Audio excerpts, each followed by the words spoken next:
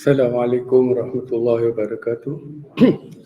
Alhamdulillahi hamdan katsiran kama amara asyhadu an la ilaha illallah wahdahu la syarika lah wa asyhadu anna Muhammadan abduhu wa rasuluhu sallallahu alaihi wa ala alihi wa ashabihi wa tabi'in bi ihsan ila yaumiddin. Alhamdulillah, sebagaimana tajuk yang diberikan kepada saya, iaitu umat yang cerdas dan berdaya saing. Alhamdulillah, dengan tujuan inilah Persatuan Muhammadiyah ditubuhkan pada masa yang silap pada tahun 1957. Ini dengan suatu tujuan menjadi umat yang cerdas, umat yang berdaya saing di dalam menghidupkan sunnah Rasulullah sallallahu alaihi wasallam. Inilah tujuan dan matlamat organisasi ini ditubuhkan. Allah Subhanahu wa taala telah menganjurkan di dalam surah Ali Imran. Firman-Nya yang berbunyi, wasari'u ila maghfiratin min rabbikum wa jannatin arduha as-samawati wal ardh uiddat lil muttaqin. Berlumba-lumbalah kamu kepada kebajikan, kepada pengampunan Allah Subhanahu wa taala daripada Tuhanmu, yang mana Tuhanmu telah sediakan untuk kamu syurga sebesar langit dan bumi bagi orang-orang yang berbakti, yang bertakwa kepada Allah Subhanahu. Mudah-mudahan dengan tujuan yang pertama inilah kita dapat kekal menghidupkan sunnah Rasulullah sallallahu alaihi wasallam melalui organisasi ini agar kita mendapat keridhaan Allah Subhanahu wa taala yang Allah telah janjikan disediakan syurga sebesar langit dan bumi bagi orang-orang yang bertakwa, orang-orang yang berbakti. Kita merupakan generasi yang seterusnya di dalam melaksanakan amanah ini.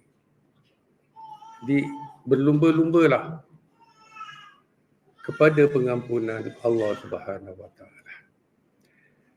Di dalam meneruskan penghidupan ini, kita akan dapati banyak organisasi-organisasi yang wujud di dalam negara ini mempunyai tujuan dan matlamat yang berbeza dengan kita. Mereka mendirikan organisasi mempunyai tujuan dan matlamat mereka sendiri. Manakala kita wujudkan organisasi ini mencari keridhaan Allah Subhanahu wa taala dengan menghidupkan sunnah Rasulullah sallallahu alaihi wasallam. Ini yang Allah suruh kita berlumba-lumba. Wasari'u ila maghfiratin. Berlumba-lumbalah kamu kepada pengampunan Allah. Manakala organisasi yang lain mereka mempunyai tujuan dan matlamat yang tersendiri. Manakala kita mendirikan organisasi tak lain dan tak bukan untuk berbakti kepada Allah Subhanahu wa taala. Matlamat kita untuk jadi orang-orang yang berbakti, orang-orang yang bertakwa kepada Allah. Ketahuilah sidang hadirin yang dimuliakan, jika organisasi yang kita anut tidak kerana Allah Subhanahu wa taala, kerana sesuatu sebab-sebab yang lain. Ada yang nakkan pangkat, ada yang nakkan kedudukan, ada yang nakkan harta benda dan berbagai ragam-ragam mereka melalui organisasi-organisasi yang telah mereka wujudkan. Manakala kita mempunyai tujuan dan matlamat berlumba-lumba kepada pengampunan Allah Subhanahu wa taala, Apabila kalau ini tidak dijadikan matlamat kita memperjuangkan agama Allah menurut kehendak Allah Subhanahu Wa Taala, maka kita akan stres di dalam hidup. Apabila seseorang menganut kepada suatu organisasi yang mempunyai tujuan dan matlamat selain daripada Allah Subhanahu Wa Taala, apabila cita-cita mereka tak tercapai, maka mereka akan stres di dalam hidup. Kalau mereka menganut satu organisasi kerana nakkan pangkat, selagi mereka tak dapat pangkat, mereka akan stres. Kalau nakkan harta, kalau mereka tak dapat harta, mereka akan stres dalam hidup. Dan seterusnya lah, kalau ada yang nakkan wanita, kalau dia tak dapat wanita yang dia nakkan, maka dia akan stres dalam hidup. Justru itu, kalau kita menganut sesuatu organisasi, tujuan kita ialah kerana Allah Subhanahu Wa Taala, apa pun yang berlaku, kita tetap beristiqamah kerana yang kita cari adalah keredahan Allah Subhanahu Wa Taala. Sama juga saya percaya di antara anda pernah dengar sejarah yang berlaku seorang lelaki dengan wanita yang bercinta di Mekah. Apabila Islam sampai kepada mereka, wanita ini telah menganut kepada agama Islam. Apabila Rasulullah berhijrah ke Madinah, wanita ini ikut berhijrah ke Madinah. Tinggallah lelaki ini keseorang di Mekah. Dia belum lagi menganut kepada agama Islam. Kemudian apabila lelaki ini dapat tahu ada rombongan daripada Mekah nak ke Madinah, maka lelaki ini bersama dengan rombongan yang nak ke Madinah. Tetapi niat dia untuk berjumpa dengan kekasih lama dia. Apabila dia sampai ke Madinah, mulut tempayan boleh ditutup, mulut manusia macam mana nak tutup.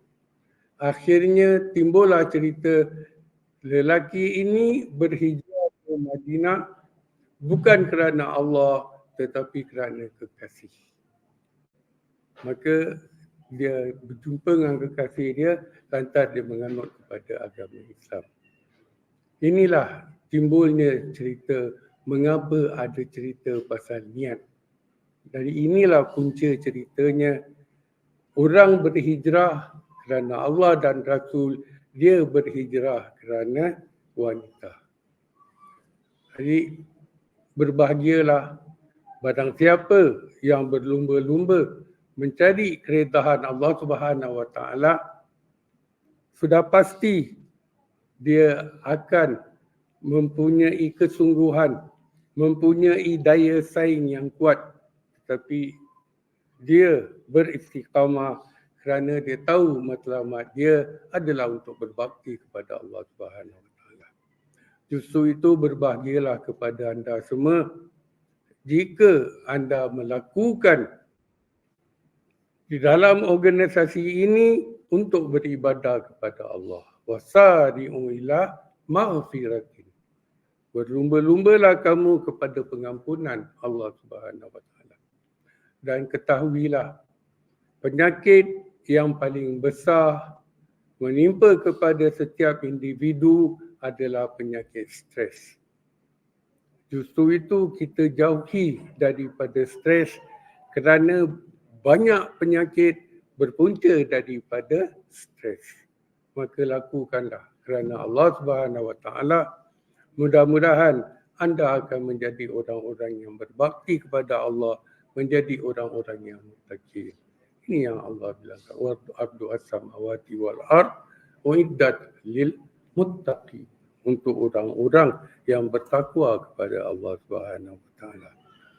Maka saya rasa cukup apa yang dapat saya sampaikan pada hari ini, kerana kesemua kita mempunyai tujuan untuk beribadah kepada Allah Subhanahu Wa Taala, berbakti kepada Allah Subhanahu Wa Taala. dan pegang teguhlah dengan berlumba-lumba kepada pengampunan Allah yang Allah telah sediakan kepada kita syurga sebesar langit dan sebesar bumi bagi orang-orang yang berbakti kepada Allah, bagi orang-orang yang bertakwa kepada Allah. Saya rasa cukup saya jimatkan masa di sini. Mudah-mudahan kita dapat beribadah kepada Allah Subhanahu Wa Taala dalam keadaan yang baik. Sekian, wassalamualaikum warahmatullahi wabarakatuh.